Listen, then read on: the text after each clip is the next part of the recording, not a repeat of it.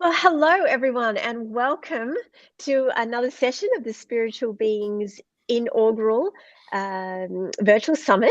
I'm so excited that we are here again for another incredible session and really looking forward to the conversations and just ideas that we get to just talk about today, all around centered on the idea and topic of building Web3 communities with purpose. And this is something absolutely very dear to my heart. I love Web3 and I love the way that communities gather and form around a central vision and just the incredible things and the fruit that's coming out from so many communities all across Web3. And so we've got three very exciting guests to share today about their perspective on this topic. Obviously, for us, community it's just an amazing fit with everything that we're about, the heart that we have for this space, and our community is the center of it all. And I know it is true also for so many others. So we have Ryan, James, and Sia with us today. And so I'd like, guys, if you want to introduce yourselves and just kind of tell us a little bit about your journey, what you're up to, and what it looks like from here. So I'm going to say, Ryan, jump straight in.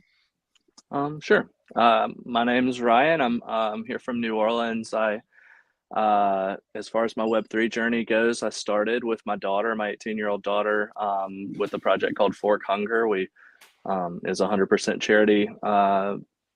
We raised about $150,000 for our local food bank, and from there, I've just kind of just continued to try to grow in the space and learn what it's all about. I work now for the Flower Girls Project. You can see, I guess that's in that hand. All Very these beautiful beautiful.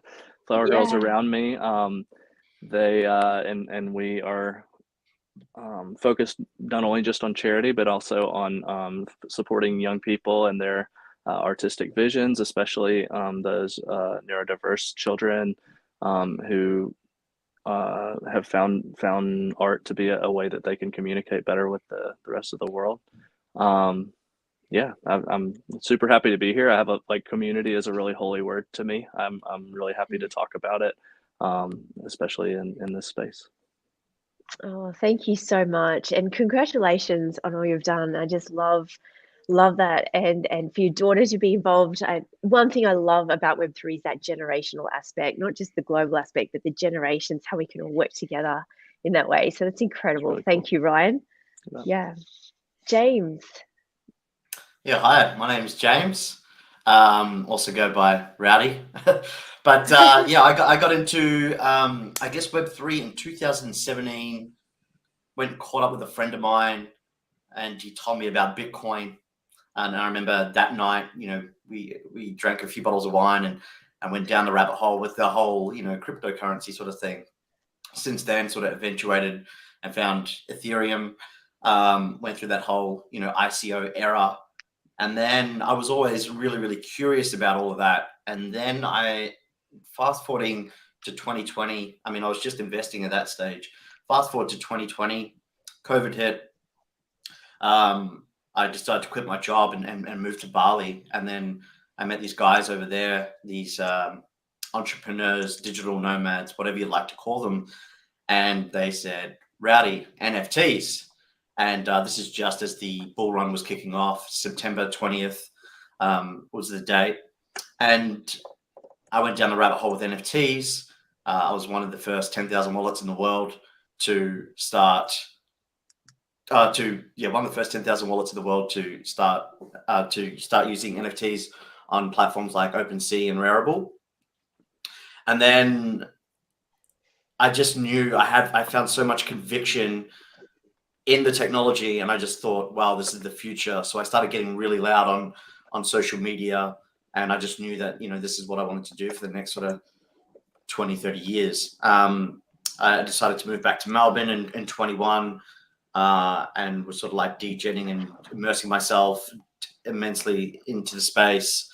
And then at the start of this year, I went to the first ever NFT Melb event, which was hosted by my co-founder Daniel, and it was just 20 people sort of catching up, talking about NFTs, and that sort of scaled dramatically from 20 to 50 people the next one, then 80, then 100, and now we get consistently over 200 plus people at our events every month. That brand is now scaled from Melbourne to Sydney to New Zealand, and kicking off Gold Coast at the end of this month. So yeah, we sort of curating that Web3 culture. We're big on community. We're big on value add, and educating and onboarding people in the right manner. We've also been working behind the scenes on a blockchain development company, which is soon to be launched, which is called Chainable, and we will be offering blockchain products and services. So we've been working behind the scenes on that and a few cool projects. I can't talk too much on it because it's still sort of like hush hush, but yeah, that's sort of me. That's what sort of like what I'm doing in this space. Oh, look, that's amazing. I love it. Firstly, I love to have another Australian accent on the call. That is very cool.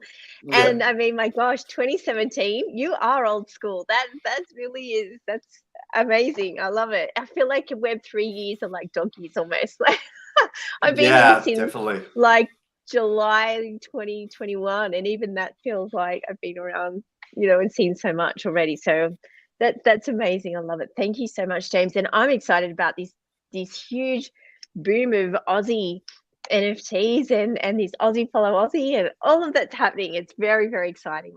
So Absolutely, welcome. I I'm looking love forward it. to it. Yeah. And Sia, welcome. I'd love you to introduce yourself. Sure. So I am a one-on-one NFT artist. I joined the Web3 space kind of it's like a happenstance, almost like on an accident. Like, I in IRL, I'm a project manager. I do work with a lot of state governments.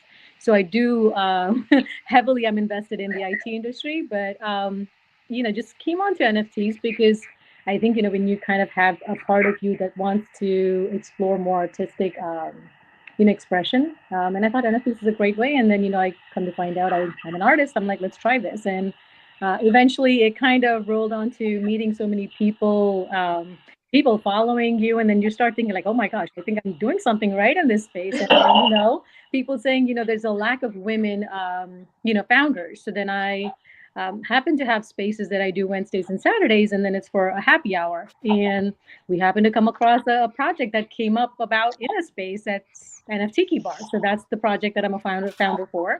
And I'm also a founder for CSNs. Basically, it's a brand where I am thinking, well, potentially to do more philanthropic, I want to say projects and kind of like, envision myself doing more education in the metaverse. So we're kind of at this point still in the initial ideation stages for the Tiki Bar and the CSNs. I'm building out a render for how it would potentially look. We do have partners in Decentraland who want to give us land to do our Tiki Bar in the metaverse. And I'm kind of happy because this journey kind of makes you think, what can you do beyond yourself? And then you come to realize that, community is a major part of it because I think a lot of people, masses are moving towards more, community-based projects because they want to believe in something. They want to believe in the purpose of something. So I think NFT projects, especially the ones that I am working on, even the projects that I'm consulting on, I'm usually looking for any kind of like, from Web3 to IRL utility. What is the transition, right? What are you giving back to the community that they can hold something that's tangible? So I think that, when you're hosting events, you're giving something back in return, and or you're at least getting events organized for people to network. It kind of gives that feeling of like, yeah, I belong to something. So I think that's what we're doing right now. Again, it's just been 10 months for me, but it seems like I've been in here forever. But I call myself kind of like an NFT activist because I feel like it's so important that we educate the masses on how to onboard properly, because just like real life, we have good actors and bad actors. And I think, people who are in there, I think we kind of owe it to the others that are coming in. Because we've had pitfalls, and I think that, kind of prevention, right, is cure. So I feel that's how, I'm seeing my, how I want to show up in this space. So that's what I'm doing at the moment. Oh, look, that's amazing. I love it. And I love that term, NFT activist. That's so cool. And you're right. There's community is at the heart of things, and it's so great to have events and have things that just really foster and build that sense of community, which is always really exciting. There really is something exciting about meeting up with people in real life, when you have this whole kind of I guess dynamic with someone online, and you're excited, and then you see them, it's like you've known them for years already. It's the best feeling. I love it. So I guess for in the NFT space as a whole, and this is for all of you, to kind of think about it, and I'd love to hear your thoughts. There's a lot of conversations that happen, obviously, and there's lots of great conversations, but there's also sentiment sometimes that creeps in that is a lot about, FOMO, which is huge and a very real thing that affects a lot of people. And there's this exclusivity almost to some communities, and there's greed about that, and a lot of intensity. How would you advise people who are like building new communities and people who are, fostering or existing ones to really come into the space and build their community and have that purpose without losing their integrity, still being successful, but not kind of selling out to a lot of those more negative traits that can happen within communities that could make it that way. I'd love to hear your thoughts on that. And I guess you all represent different aspects and different kind of demographics and communities within Web3. So I'd love to hear, what you think about that. James, what does that look like for you? What would be your advice? Yeah, so I think Web3 it's really, really cool and exciting in terms of like growing community. It's different from Web 2. Web 2 is really a top-down approach. We've had these hierarchies for years, and where with Web 3, it's for the community. It's that ground-up approach, so it's completely different, right? Now, how you build sort of integrity and I guess build a really strong community is by one, just being genuine, open, honest, providing value consistently, and without expectation. I think the other thing is, checking in on people and just sort of building strong relationships within the community. Because at the end of the day, we're all humans. We all need a bit of love, care, and attention. And I think that's really, really important. The other good thing is like just helping people. As a human being, one of the greatest things we get to do every day is serve another human being in whatever context that may be, whether it might be a small kind gesture of, buying someone a coffee, or just helping them out with being a shoulder to lean on for emotional support. At the end of the day, we're all humans. We're very emotional creatures. And I think these are really, really important things that we all need to take on board when growing a community. It's going, okay, cool. What do you guys want? I know that there's always going to be, that greed and FOMO and all these other emotions attached to it. And, a lot of us are in the space to make money, right? There's a huge opportunity here to make generational wealth. So it's like, okay, cool. How do you provide value that doesn't always have to be monetary value add? Value can be things in terms of education. It can be other things of, onboarding, different experiences, all these sorts of things. With NFT Melb and, the rest of the NFT New Zealand, Sydney and Gold Coast, what we do is we do proof of concept events. So it's not always just meeting up at a pub and drinking beers and having a good time. There are times for that because that is fun, right? And a lot of us do that, and we do come out of our shells, and everyone's different. However, we do different events. There was a special one here at NFT Melb where we hired out this warehouse, and we done it had projectors on the ground, right? And we were doing this really cool immersive experience. And it was the start of the bear market. A lot of people had gotten in, and only been in the space for a couple of months, a year. And they were very emotional, portfolios down, and we understood that. So we sort of took the time to take them through and really educate them on people who have been in the space, like myself and a bunch of other really cool, well-known people, and how we dealt with those emotions at those times and what to look for, and really provide emotional intelligence. We then finished the journey with a meditation and breathwork session sponsored by our good friend at StressFit, where you'd put on these headphones and you would play like meditative music and stuff like this, and you'd go through this journey. Now, a lot of people had never done breath work or meditated at all. So that was a really cool, deep experience. Had people crying, letting all sorts of emotions out. And I think that was really cool and exciting, just to bring the community closer together on a deeper level and provide that emotional intelligence and feelings, and just going, hey, like, it's all good. We're all in this together. Yeah. And one thing that I continue to say to everyone in our community and just in space in general is, we are so early, and this phrase gets thrown around a lot, but I always say, cool, think about the conversations we will all be having in the next 3 years going, we've got to go through adversity to find strengths, right?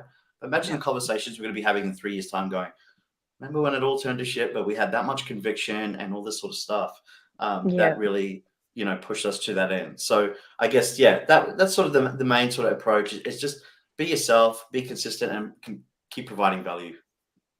Look, I love that. And what an amazing way to kind of address some of those issues, as you say, to have these events, to focus on some really great stuff, not only just coming together, but doing some breath work and just having shared experiences, I think is an incredible way to offset some of those other kind of more, sometimes more intense and negative type vibes and emotions. I love that idea and what you've done there. Exciting. I need to come to one of these.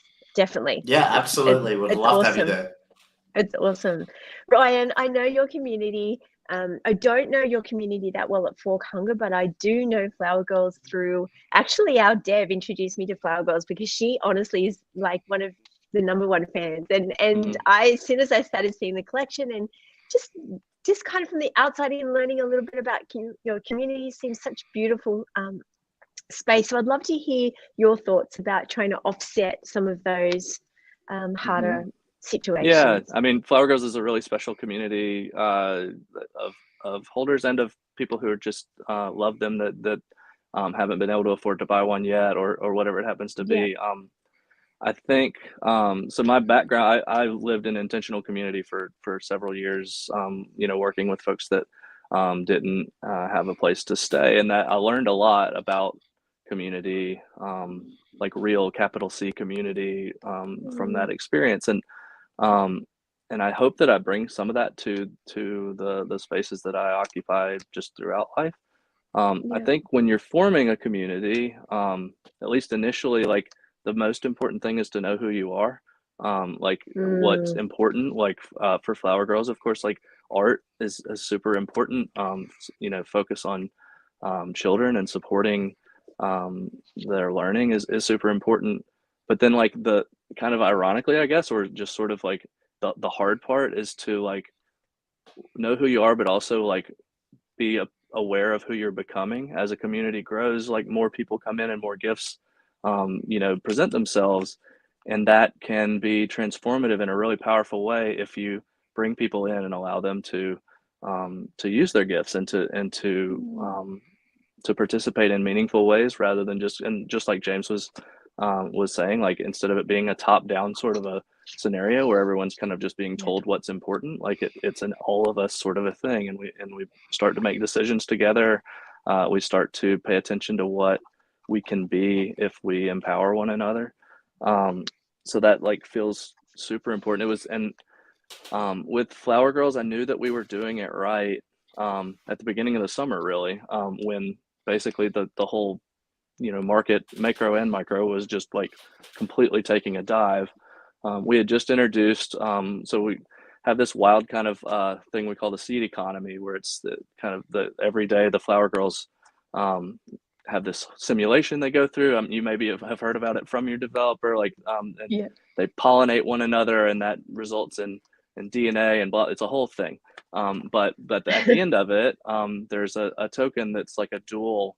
It's like a semi-fungible thing. It's we treat them, since there are so many of them, the Flower Girls treat them fungibly. They're our economic token, but they're also each uniquely beautiful. And that's kind of the question that it kind of came from, was like, what would an economy look like if every dollar bill was uniquely beautiful? How would that change the way we transact with one another? How would that change the way that we treat those interactions? And the seeds had just kind of revealed themselves. The first batches had started to show up when the market started crashing, and like I'm in literally 200 discords. I know that number because I keep having to leave one so that I can join another one every time it's time to.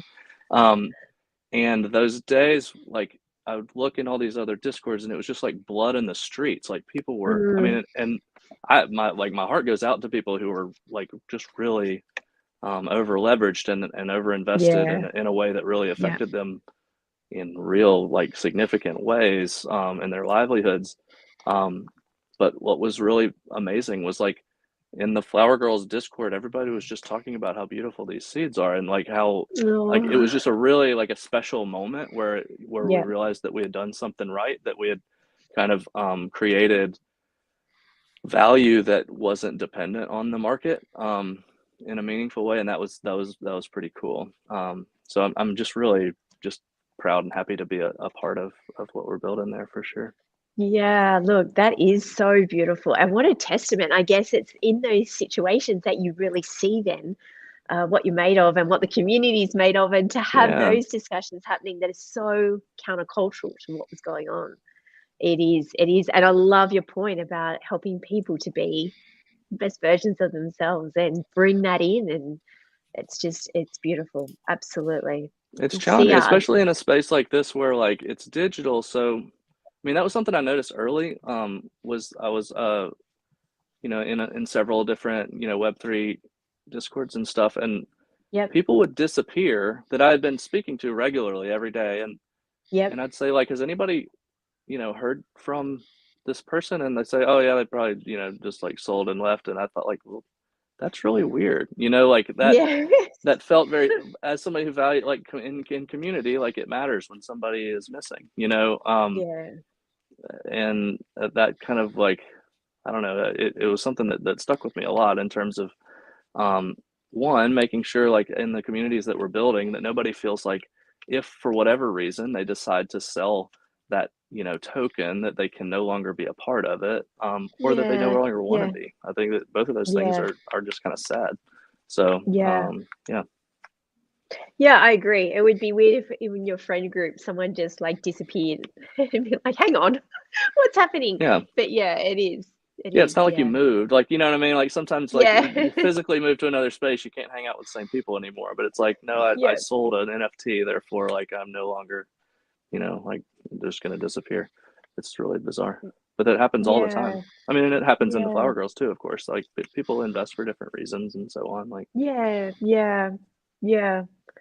but I love that sense of there is such a lovely community that people are missed and people are, it feels different because someone's not there. That's, for me, that's another sign of a really healthy, beautiful community, to have that. Sia, I'd love to hear your perspective on this as well. So good actors, bad actors. I think greed, FOMO, it's normal. I think for me being 10 months, I sometimes swear by it. I'm like, I'm not going to do this. I'm going to keep my mental health like a priority, and I'm not going to FOMO into stuff, but then it happens. I kind of need to mitigate that is by having the spaces that I do. The Wednesday and Saturday spaces specifically, and the way we have built it in such a way that it's like a happy hour where people are coming in. They're not talking about their NFT projects. They're actually just chilling. They want to sing a song. They want to read poetry. They stand-up comedy. They just want to have a random discussion on political events. They can. So I think it just kind of like is a space where people can are.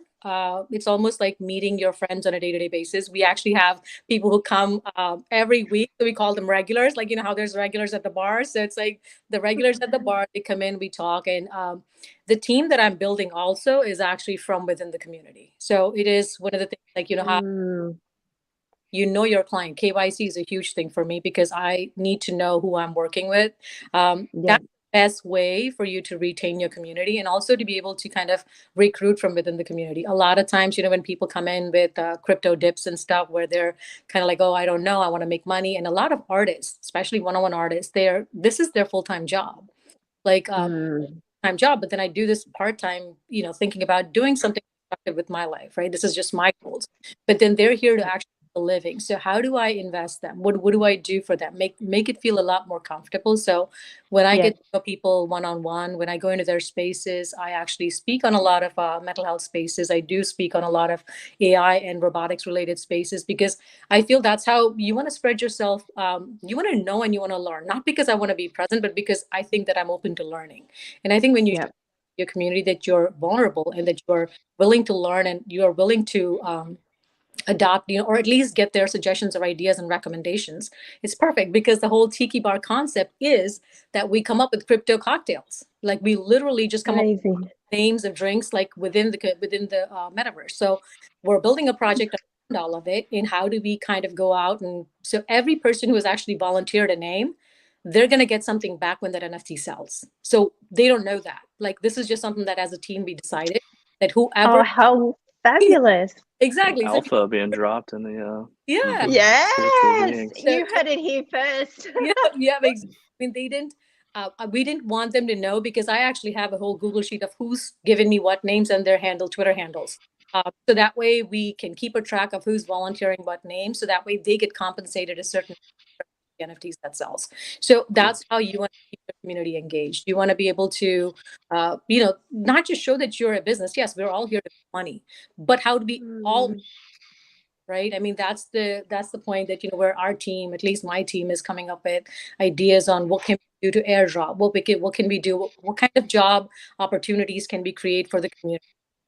Obviously, Yeah. again, goes to like Web3 is a lot of people who are like either who have lost jobs, who are having a crypto dip, or they're just college students trying to make some extra money. So how do we Yep. keep focused and committed? Because a lot of times, exactly what Ryan was saying, people disappear.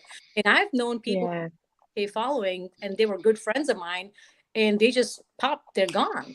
And I'm like, what happened to them? And then you DM them and they're not there. So it's always like, for me, like if I want to take the next level of friendship with people, I do a dot where, you and I get on a WebEx or Google Hangouts, and you and I kind of talk it out and see how things work out and see if you can be a part of my team and I can be a part of yours. So that's how I've been able to kind of negate some of that. And you can actually catch bad fish and good fish because a lot of times, like, the bad actors will kind of show, they'll be like, they don't want to come on, they don't themselves, or they don't want to participate in anything except for what they're getting out of it. So, I mean, that's what Yeah.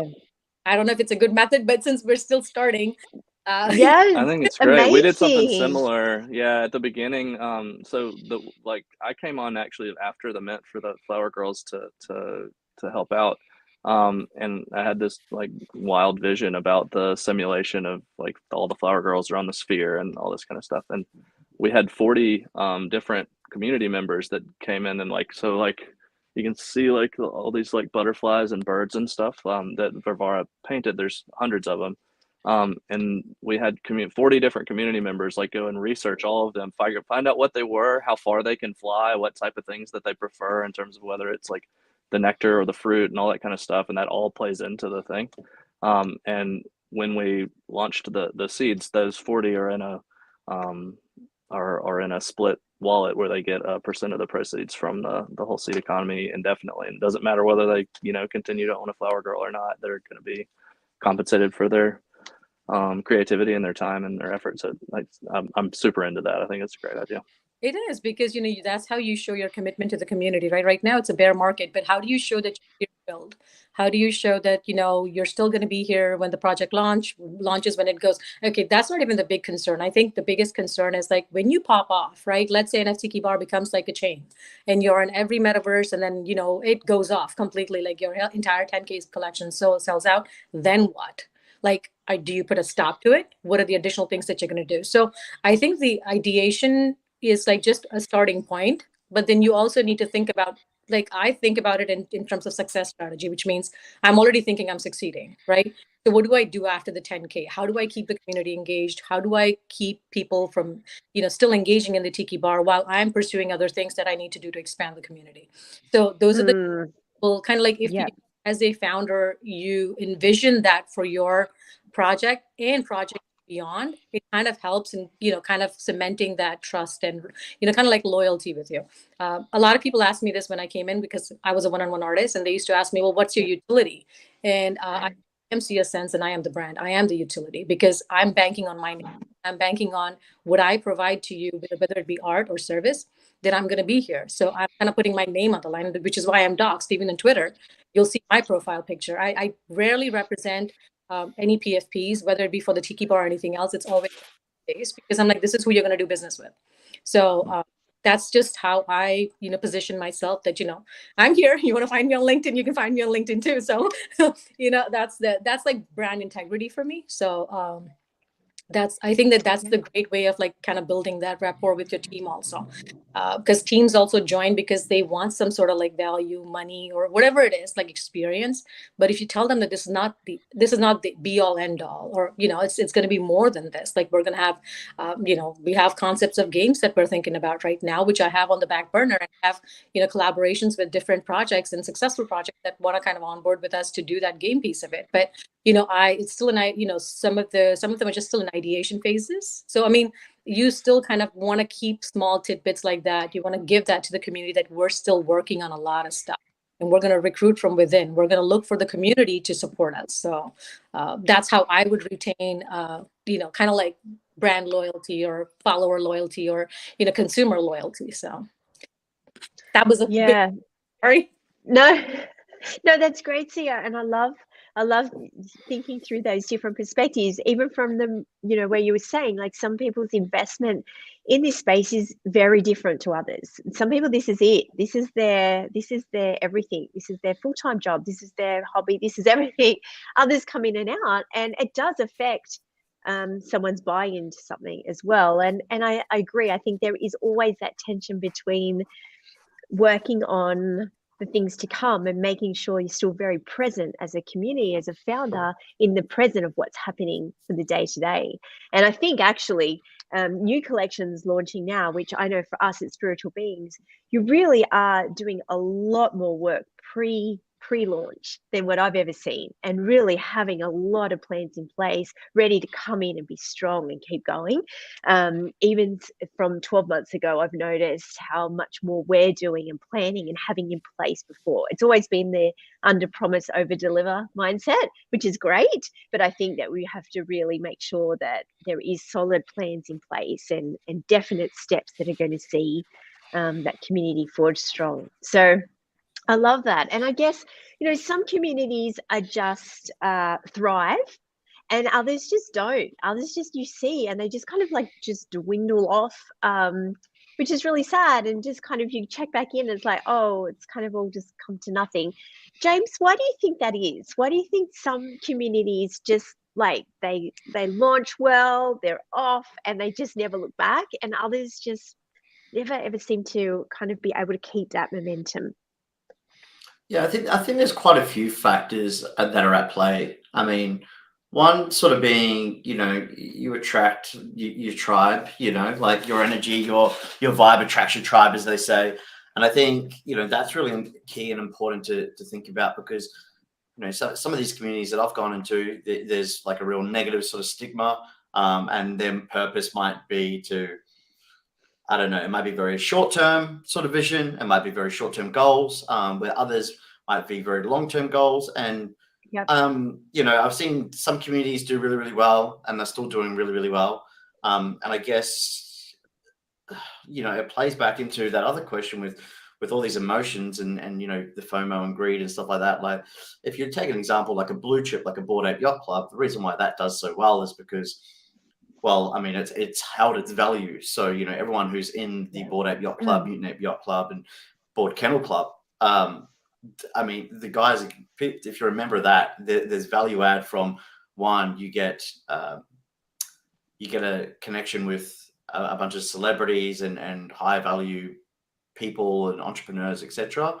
And obviously what they're building with their game and metaverse, and the funds behind them and what they're worth. I mean, there's a lot of attraction points there from someone who wants to be in a solid community like that. And then some communities, they might start off well with really good intentions. However, given, their volume traded, their mint price and stuff like that, all these factors would have an impending factor on, their runway and what they can achieve. And if they say in their roadmap they're going to do XYZ, they might only achieve X amount, and then there might just not be enough liquidity or just enough engagement from the community. And us as humans, I mean, we all fall in love with a story. That's why we watch series on Netflix and all these other things, movies. This is what we fall in love with. So having a really good storyline is really, really crucial as well. You've got to fall in love with that. If you don't have that, then I feel like people will just lose interest. They're always looking for the next biggest and best thing. And being in a creator economy now, which is heavily around short form content, we can go and get dopamine hits like that every 15 seconds. So if you're looking at some other communities, if you're looking at it from that perspective where, we're getting all these dopamine hits, I mean, again, you have to be in the Discord, in your Twitter, like in your community, talking to them, providing value. People want updates. They want to know what's happening. There's going to be rumor spread. There's going to be all these challenges that you face as a founder that is going to make or break your community, and how you handle those situations, how you address certain things. Again, honesty, integrity, all these key things that make you a great human being, a great individual, but also a great founder. And I guess that's what sort of like makes or breaks communities, in my opinion. There's so many different factors that go into it. Some thrive and some don't, and a lot of them don't, and it's sad to see, right? But I guess that's just the nature of the beast of it being so early. Yeah, I agree, and I think it is. It does so much. I saw a thread last night, I think it was, and they were saying what do you look for in something that you're going to come in, and so many people saying those points that you were just saying, and it really does. It matters. It affects the whole community. What about you, Ryan? What do you think is that different point sometimes? I think that there's a lot of, so it depends on what you mean, I guess, by like, because you mentioned like the Fort Hunger, like we intentionally kind of decided not to, we left it open to like form an online, Discord community and all that, but it wasn't something that was neat. Like the reason people minted and did it was so that they could donate, but like it wasn't something that people needed. So we said, okay, we're like, there's no reason to force people, into something that you call a community just because that's like the thing. That's a so great sometimes point. the reason that communities don't thrive is because they didn't exist in the first place, and they didn't need to. Other times it's definitely like,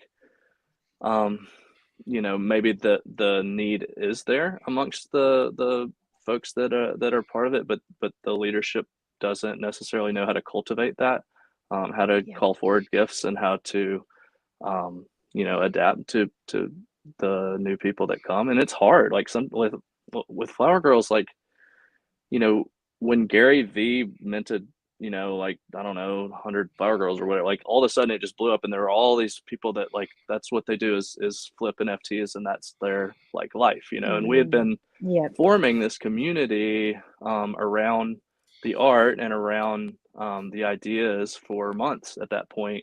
And all of a sudden it was just like inundated, and those kind of moments can make or break a project and how they react, because there all of a sudden comes to be a whole lot of ideas and opinions that aren't necessarily healthy, but sometimes they are. Like, just because a person trades NFTs in and out doesn't mean that they don't have good ideas that can benefit a community. So it's really like being really discerning about trying to sort out like what is what's worth holding on to and what's not, in terms of advice, and also having spaces. It was super important that like the people that had been there for some time had other little rooms that they could kind of take a breath in, and speak as they normally did in those moments. But then like, just there's seasons, and there's times when all of a sudden whatever, like Reese Witherspoon and Eva Longoria and all these people are making their Twitter PFPs, and then all of a sudden you're 10 times more expensive than you were an hour ago, and that's not necessarily usually a sustainable like moment, in terms of like the price of something. So then you end up with people that are upset about that, like, oh, I bought it 0.9 and so on. Like, and trying to sort that out is challenging. But I don't know. I think that but like James was saying, like sometimes you just run out of money. I mean, like for a lot of leadership teams, I know several projects that like those founders are putting their lives into this project and they are not making a living from that project. They're, it's a passion thing for them, and if it lasts, it'll be because they willed it to last. But not everybody can do that. That's not a fair expectation of a founder necessarily to say like that you just keep bleeding into this thing when it hasn't been like it's not a supply that meets a demand, really, like when it comes down to it. And that's a really hard conversation to have with yourself, especially if you're like an artist or you've done a lot of thinking and creating towards some goal that you thought was a really great idea but just hasn't caught on. That's tough. I agree. And I think for the majority of founders, is that it feels like you've birthed something. Like it feels like this is something that really is so special and meaningful, and that you've been able to see, the vision of it has come into reality. So I can't even imagine those decisions and how tough that must be. And I think that you make a great point about there's so many outside factors that can affect a community, and they're not bad things all the time, but they still completely disrupt the flow of where a community's at and just the whole dynamics of that. And so I think it's a tough gig. Like it's not easy to build these successful communities and have them be functional and healthy and well. And I think that, as you said, and James, I just think the idea of being transparent and about saying, hey guys, like this is what's happening here, and just letting people know. You said, have those smaller spaces, and it's like, just be real with people and say, all right, this is what we're dealing with here. And not trying to be perfect, not trying to have everything together. And that's very much something I'm continually saying with spiritual beings.